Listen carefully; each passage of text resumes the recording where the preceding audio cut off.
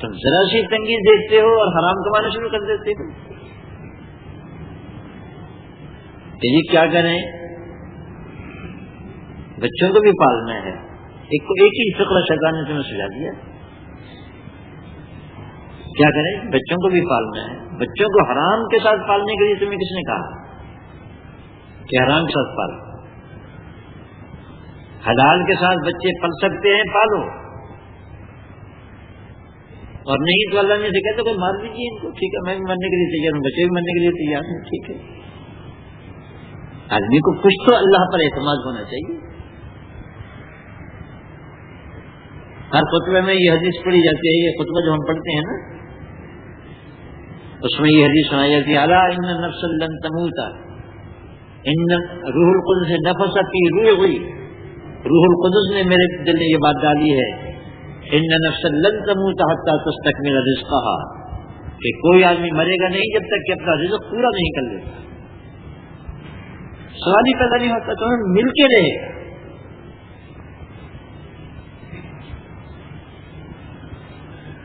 الا فاجملوا فی الطلب وتوکلوا علیہ، سنو، حضرت صلی اللہ علیہ وسلم فرما رہے ہیں، سنو، جب یہ بات ہے میرا بھائی، جال کے مقابلے میں تو یہ ایمان کام دے گا، تمہارے رزق کام نہیں دے گا، تمہارے کارخانے کام نہیں دیں گے، تمہاری زمینیں کام نہیں دیں گی، یہی کام دے گا کہ میرا اللہ جب چاہے بغیر روٹی کے بھی پال سکتا ہے۔ تسبیح و تحلیل پر ایک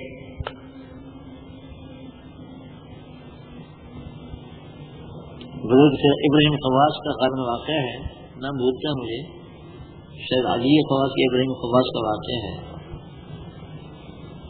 اس پر ان سے کسی نے کہا کہ حضرت عیسیٰ علیہ السلام تو اتنے دن کھائے بغیر گزار کر لے، تمہارے نبی نے بھی کیا ہے صلی اللہ علیہ وسلم۔ فرمایا تم نبیوں کی بات کرتے ہوئے ہم تو امتی موجود ہو، آؤ تجربہ کرو، مکان میں بند کر دو۔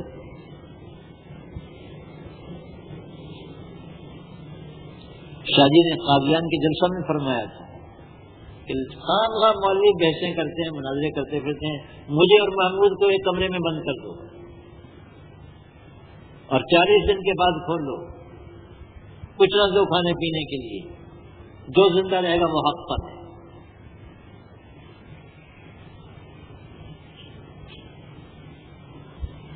ان بزرگوں کا ایمان تھا، اور ہم تو ہمیں تو روزہ لگ جاتا ہے بھائی، سچی بات ہے، اللہ معاف کرے، تبخیر ہو گئی، ڈاکٹر نے کہا تھوڑا تھوڑا وقفے کے بعد کھاتے رہا کرو،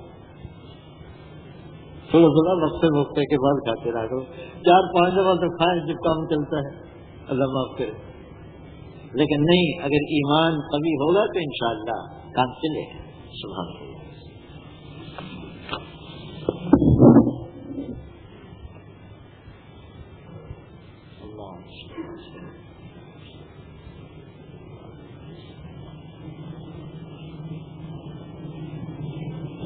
یا اللہ فتنہ دجال سے حفاظت فرما، تمام فتنوں سے ظاہری اور باطنی فتنوں سے ہماری حفاظت فرما۔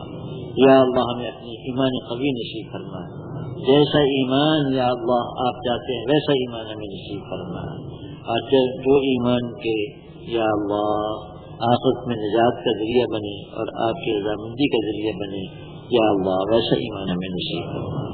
سبحان ربک رب العزت عما یصفون، مولانا محمد وعلى آله وأصحابه وبارك وسلم۔ اللهم صل على سيدنا ومولانا وحبيبنا وشفيعنا محمد النبي الأمي وآله وسلم تسليما۔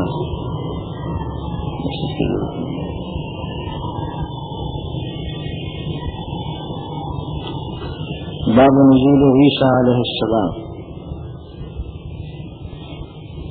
الفصل الأول عن أبي هريرة رضي الله تعالى عنه قال قال رسول الله صلى الله عليه وسلم والذي نفسي بيده ليوشكن أن ينزل فيكم ابن مريم حكما عدلا فيكسر الصليب ويقتل الخنزير ويضع الجزية ويفيض المال حتى لا يقبله أحد حتى تكون السيدة الواحدة خيرا من الدنيا وما فيها.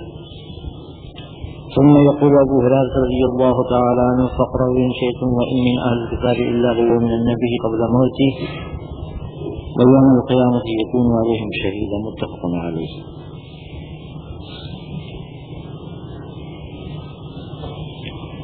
وعنه رضي الله تعالى عنه قال قال رسول الله صلى الله عليه وسلم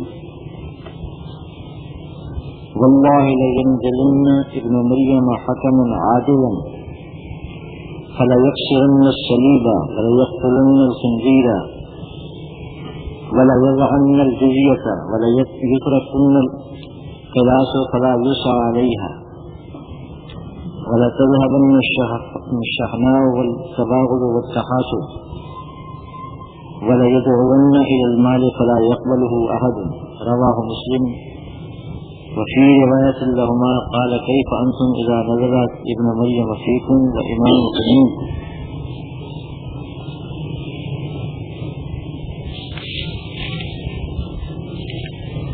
حضرت عیسیٰ علیہ السلام کا نازل ہونا. حضرت ابو ہریرہ رضی اللہ تعالیٰ عنہ سے روایت ہے کہ رسول اللہ صلی اللہ علیہ وسلم نے ارشاد فرمایا قسم ہے اس ذات کی کہ میری جان اس کے قبضے میں ہے، البتہ قریب ہے کہ نازل ہوں تم میں ابن مریم حاکم عادل کی حیثیت سے، پس توڑ دیں گے صلیب کو اور قتل کریں گے خنزیر کو اور موقوف کر دیں گے جزیہ، اور بہ پڑے گا مال یہاں تک کہ نہیں قبول کرے گا اس کو کوئی، یہاں تک کہ ایک سجدہ بہتر ہوگا دنیا و معافیہ سے. پھر حضرت ابو ہریرہ رضی اللہ تعالیٰ عنہ فرماتے تھے کہ پڑھ لو اگر تم چاہو اللہ تعالیٰ کا یہ ارشاد، اور نہیں ہوگا اہل کتاب میں سے کوئی مگر ضرور ضرور ایمان لائے گا اس پر اس کی موت سے پہلے. یہ صحیح بخاری اور صحیح مسلم کے حدیث ہے. اور انہی سے روایت ہے کہ رسول اللہ صلی اللہ علیہ وسلم نے فرمایا اللہ کی قسم نازل ہوں گے ابن مریم حاکم عادل کی حیثیت سے، بس بضرور توڑ دیں گے صلیب کو اور یقیناً قتل کریں گے خنزیر کو اور بلا شبہ موقوف کر دیں گے جزیے کو، اور البتہ چھوڑ دی جائیں گی جوان اونٹنیاں، بس نہیں سواری کی جائے گی ان پر، اور جاتی رہے گی عداوت اور باہمی بغض، ایک دوسرے سے حسد، اور وہ بلائیں گے مال کی طرف بس اس کو خوب قبول نہیں کرے گا. یہ صحیح مسلم کی روایت ہے.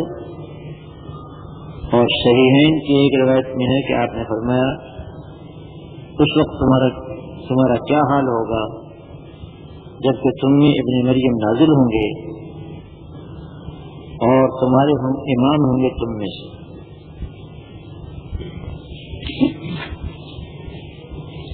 یہ حضرت عیسیٰ علیہ السلام کے نزول کا بیان ہے.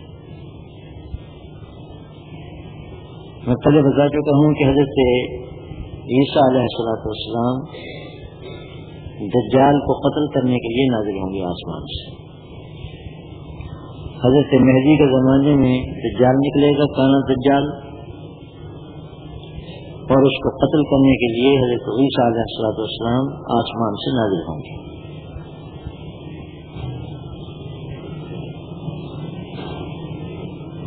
اور مسلمانوں کا یہ وہ عقیدہ ہے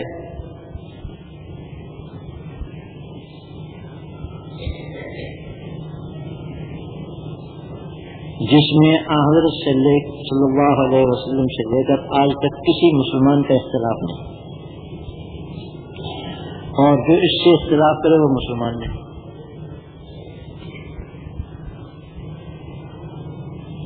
قطعی اور اجماعی عقیدہ ہے.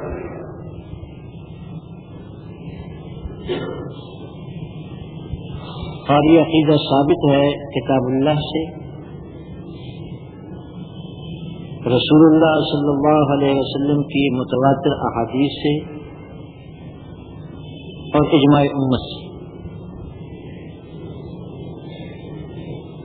قرآن کریم نے حضرت عیسیٰ علیہ السلام کے آسمان پر اٹھائے جانے کی اور آخری زمانے میں ان کے نازل ہونے کی خبر دی.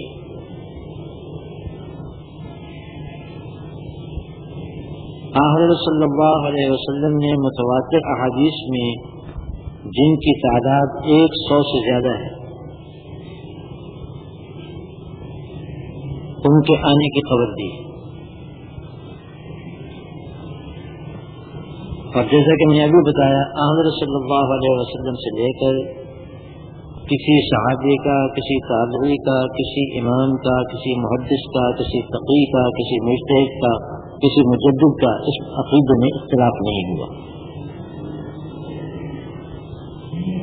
علامہ سفارینی اپنے عقیدے میں لکھتے ہیں کہ اس میں اختلاف نہیں کیا مگر ملاحدہ نے اور فلاسفہ نے، یعنی جو لوگ کے دین و ایمان سے خارج ہیں. اور ہمارے زمانے میں گزشتہ صدی میں 14ویں صدی میں اس کا انکار کیا یا نیچریوں نے اور یا قادیانیوں نے.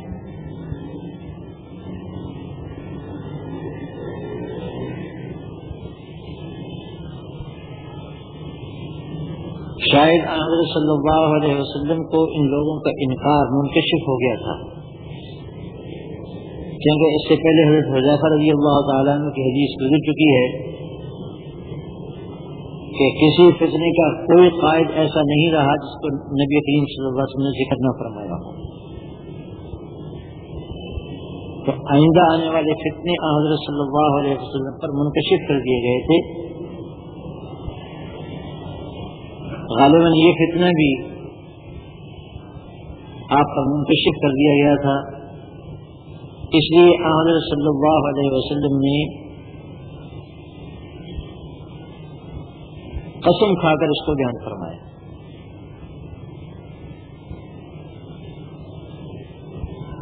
عربیت کے امام سیبویہ کہتے ہیں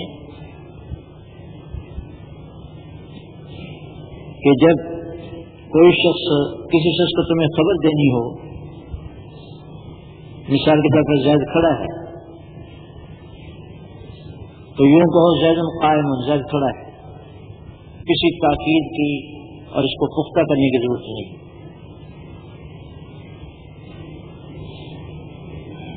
اور جو شخص کے متردد ہو، یعنی اس کو تردد ہے زید کے کھڑا ہونے نہ ہونے میں، اس کے سامنے کہو ان زیدن قائم، بے شک زید کھڑا ہے. یعنی تحقیق اور واقعی بات یہ ہے کہ زید کھڑا ہے، اس کو تاکید کے ذریعے کرو. لیکن جو شخص کے اس کا منکر ہو، اس کے سامنے کہو واللہ ان زید لقائم، اللہ کی قسم زید کھڑا، بے شک زید کھڑا ہے. تو قسم کھائی جاتی ہے منکر کے سامنے. جو شخص آپ کی بات مانتا ہے اس کے سامنے قسم کھانے کی ضرورت نہیں. اپنے آپ کو امت کی طرف منسوب کرنے والے کچھ لوگ منکر ہونے والے تھے اس سے، اس لیے حضرت صلی اللہ علیہ وسلم نے فرمایا والذی نفسی بیدہ، قسم ہے اس ذات کی کہ میری جان اس کے قبضے میں ہے. لیوشک ان ینزل فیکم ابن مریم، وہ وقت قریب آیا چاہتا ہے جب تم نے ابن مریم نازل ہوں گے.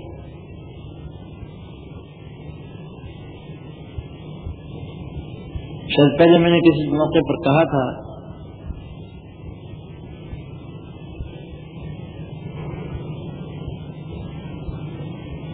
کہ قرآن کریم میں کسی عورت کا نام ذکر نہیں کیا گیا، لیکن حضرت مریم کا نام بار بار ذکر کیا اللہ تعالیٰ نے، اور بہت ہی تاکید اور شد و مد کے ساتھ حضرت عیسیٰ ابن مریم المسیح ابن مریم یہ الفاظ اللہ نے ذکر فرمائے، مسیح مریم کا بیٹا، عیسیٰ مریم کا بیٹا۔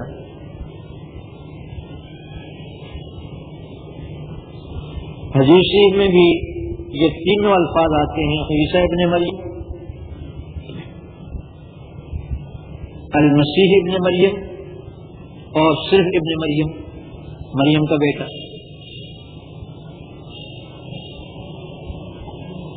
دنیا میں ایک ہی مریم عورت ہے جس کا نام اللہ نے لیا ہے، اور اس کے بیٹے کا ذکر کیا ہے، اس لیے ابن مریم اور عیسیٰ ابن مریم پوری کائنات میں صرف ایک شخصیت کا نام ہے، دوسری شخصیت کا نام ہی نہیں۔ یہ خاص نقطہ ہے۔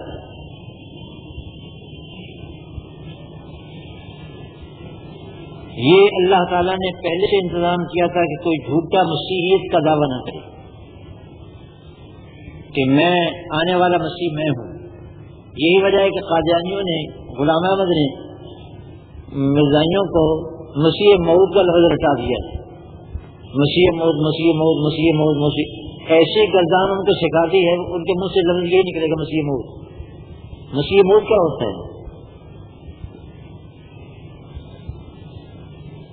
مسیح موعود کے معنی وہ مسیح جس کے آنے کا وعدہ دیا گیا ہے،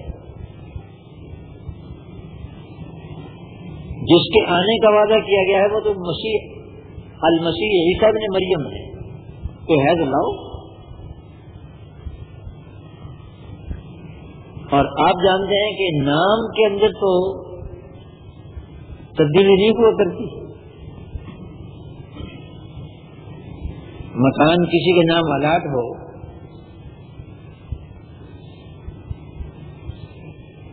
اور کوئی جعلی دعویٰ کرے کہ میں ہی وہ آدمی ہوں تو وہ فراڈی ہوتا ہے۔ ایک عہدہ، ایک منصب قرآن کریم میں اور حدیث شریف میں ایک خاص شخصیت کے نام الاٹ کیا گیا ہے، مختص کیا گیا ہے، اور میں نے کہا کہ اللہ تعالی نے اس کا انتظام فرما دیا پہلے سے۔ بہت سے نام ملتے ہیں،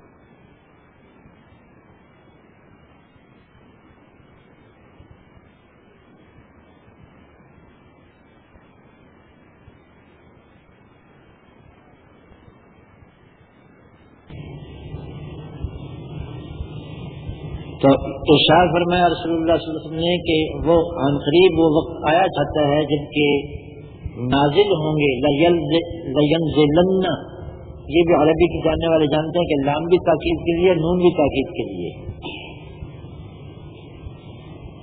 ضرور بھی ضرور تم میں نازل ہوں گے ابن مریم، مریم کا بیٹا نازل ہوں گے۔ اوپر سے نیچے اترنے کو نزول کہتے ہیں۔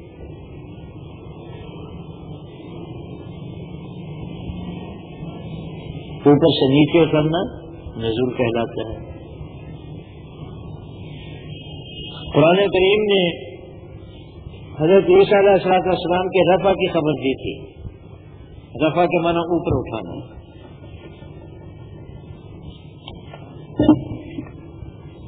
یہودیوں کی قباحتوں کو ذکر کرتے ہوئے اللہ تعالیٰ فرماتے ہیں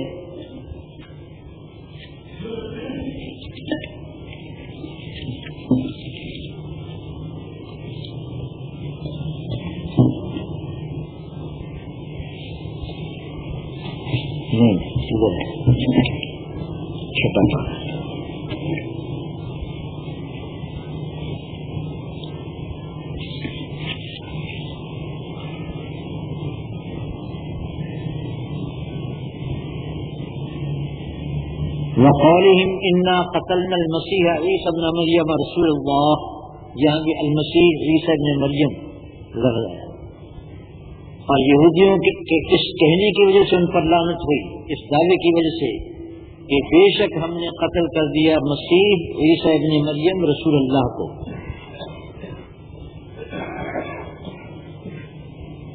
وما قتلوہ، حالانکہ انہوں نے قتل نہیں کیا اس کو. وما صلبوہ، اور نہ ان کو صلیب پر چڑھایا. ولکن شبہ لہم، بلکہ ان کو اشتباہ ہوا ہے. وَإِنَّ الَّذِينَ اخْتَلَفُوا فِيهِ، اور جو لوگ اس مسئلے میں اختلاف کر رہے ہیں لفی شک منہ، وہ خود تردد میں ہیں. مَا لَهُم بِهِ مِنْ عِلْمٍ، ان کو اس کا کوئی علم نہیں. إِلَّا اتِّبَاعَ الظَّنِّ، سوائے ظن یعنی اٹکل پچو کی پیروی کی، ظن و تخمین کی پیروی کی. اور پھر فرمایا وَمَا قَتَلُوهُ يَقِينًا، اور انہوں نے نہیں قتل کیا عیسیٰ کو قطعاً، بل رفعہ اللہ الیہ، بلکہ اٹھا لیا اللہ نے اس کو اپنی طرف. اب کوئی ترجمہ صرف کوئی تفسیر سامنے نہ رکھے، قرآن کے یہ الفاظ ہیں. وکان اللہ عزیزا حکیما، اور اللہ تعالیٰ بڑا زبردست ہے، بڑی حکمت والا ہے. اٹھا سکتا تھا، زبردست ہے، اٹھا سکتا تھا. کیوں اٹھایا؟ زمین پر جگہ نہیں ملتی تھی. اور میں حکیمہ، وہ اپنی حکمتوں کو جانتا، تم کون ہوتے دخل دینے والے؟ وکان اللہ عزیزا حکیما.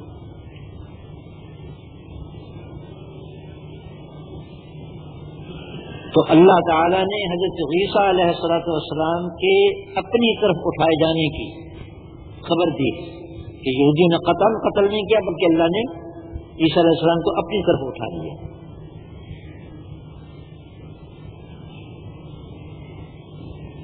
اور اس کے مقابلے میں حضرت عیسیٰ علیہ السلام کے بارے میں رسول اللہ صلی اللہ علیہ وسلم نے فرمایا کہ وہ اتریں گے، نزول فرمائیں گے. ایک رفع اور ایک نزول، ایک جانا اور ایک آنا.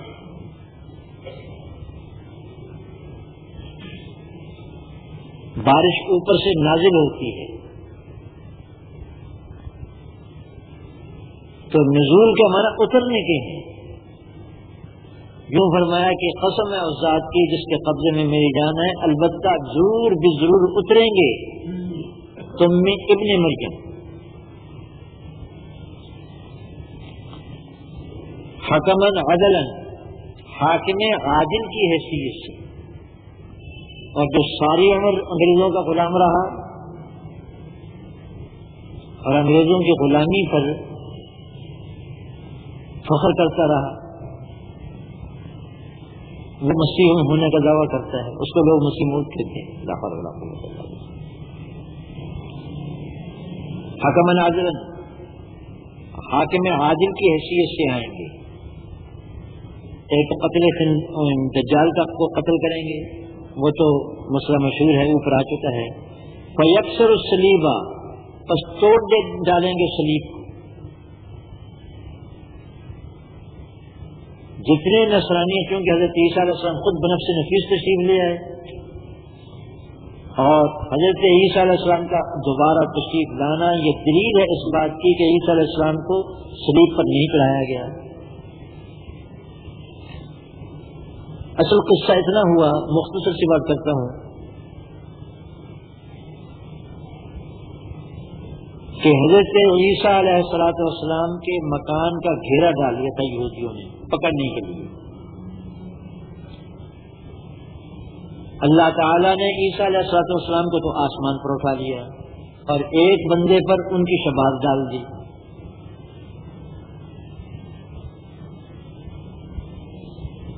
یہ کہ یہودیوں نے ایک آدمی کو پکڑ کر کے مشہور کر دیا کہ ہم نے عیسیٰ کو پھانسی دے دی، سولی دے دی،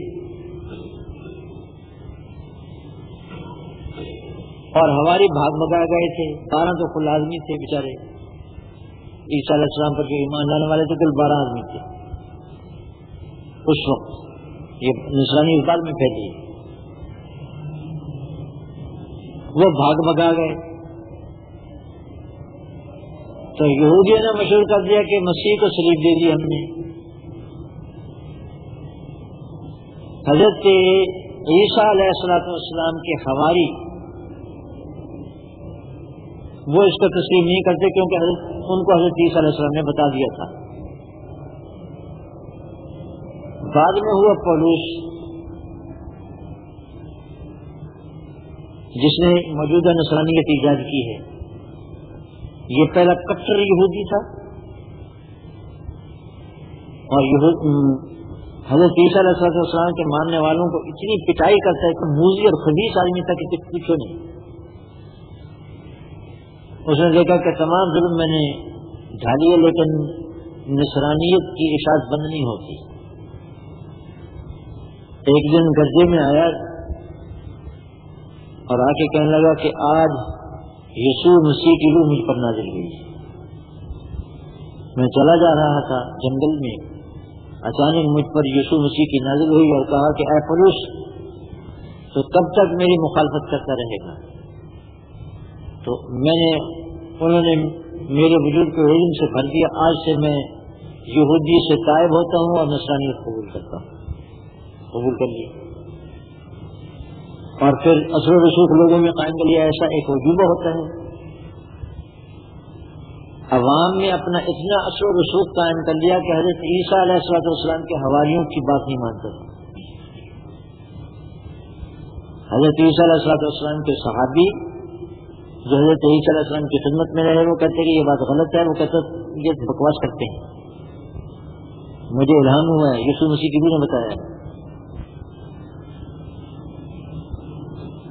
اس نے سب سے پہلے نصرانیوں میں یہ عقیدہ پھیلایا کہ عیسیٰ مسیح صلیب پر چڑھ کر پوری دنیا کے لیے کفارہ بن گیا، لہذا صلیب مقدس ہے، اس کو پوجو. صلیب کا تقدس سب سے پہلے پولس نے بتایا. یہودیوں کی بات تسلیم کر لی. یہودی بھی یہ کہتے کہ ہم نے عیسیٰ علیہ السلام کو صلیب پر چلا دیا، اور پولس نے عیسائیوں سے بھی یہی بات منوا دی کہ ہاں ان کو صلیب پر چڑھا دیا. فرق یہ ہوا کہ یہودی کہتے کہ جو کاٹ پر مارا جائے وہ لعنتی ہوتا ہے، توریت میں لکھا ہوا ہے، لہذا مسیح لعنتی تھا. اور انہوں نے اس بات کو الٹ دیا کہ مسیح نہ صرف، انہوں نے بھی کہا کہ تمام دنیا کی لعنتیں اپنے سر پر لے کر مسیح صلیب پر چڑھ گیا، لہذا صلیب مقدس ہو گئی. انہوں نے بھی مسیح کو لعنتی کہا، نصرانیوں نے بھی.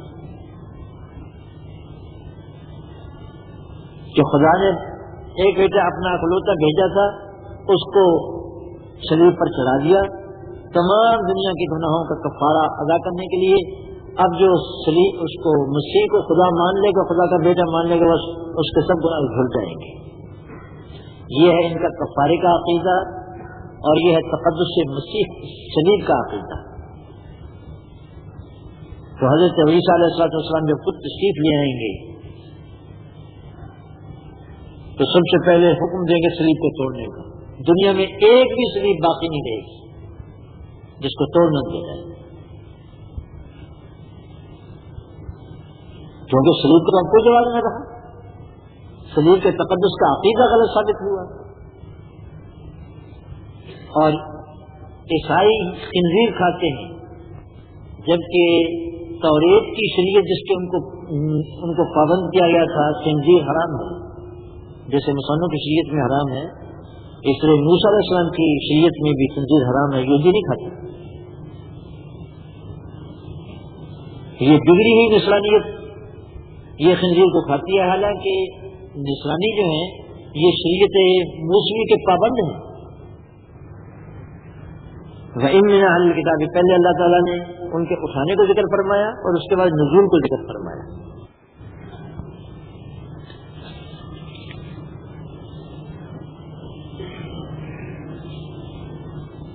اور اگلی حدیث میں یہی مضامین ہیں اور اس کے بعد